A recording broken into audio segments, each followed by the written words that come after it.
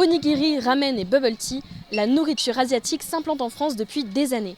L'essor de la culture asiatique n'est pas que culinaire, les mangas et leurs dérivés séduisent les Français et en particulier les plus jeunes. La France se classe alors deuxième plus grande consommatrice de mangas dans le monde, juste derrière le Japon. Pourquoi un tel engouement autour de la culture asiatique? Un reportage signé Mathilda Passot, Gabriel Gatelier et Zoé Blateron.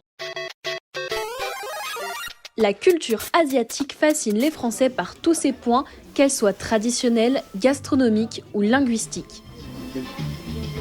Mais pour les jeunes, c'est surtout le Japon et ses animés qui attirent. En 2013-2014 environ, dans les cours de récréation, beaucoup de personnes considéraient qu'on était encore de jeunes enfants. Alors que maintenant, j'ai l'impression que si on regarde un manga, ça veut dire que tu es quelqu'un de très cultivé et donc quelqu'un qui est à la page. Et cet effet de mode, les entrepreneurs l'ont bien remarqué.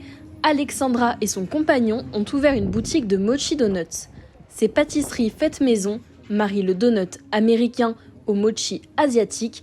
Le succès s'est fait dès l'ouverture. Honnêtement, je pense que ça a eu autant de succès parce que c'est nouveau et la nouveauté, ça donne toujours envie aux gens. Après, on a beaucoup de clientèle asiatique et qui aiment les mangas, par exemple ceux qui participent à la Japan Touch, Korean Touch, etc. La Japan Touch, c'est une convention lyonnaise qui réunit amateurs, créateurs et restaurateurs autour de la culture asiatique. Il y a parfois 3 voire 4 générations qui viennent ensemble à la Japan Touch. Sur l'édition de printemps, c'est vraiment du 15, 25, 30 ans. Sur celle du mois de novembre, il y a vraiment de 7 à 77 ans. La culture asiatique réunit et plaît à toutes les générations. Son effet de mode reste alors impérissable.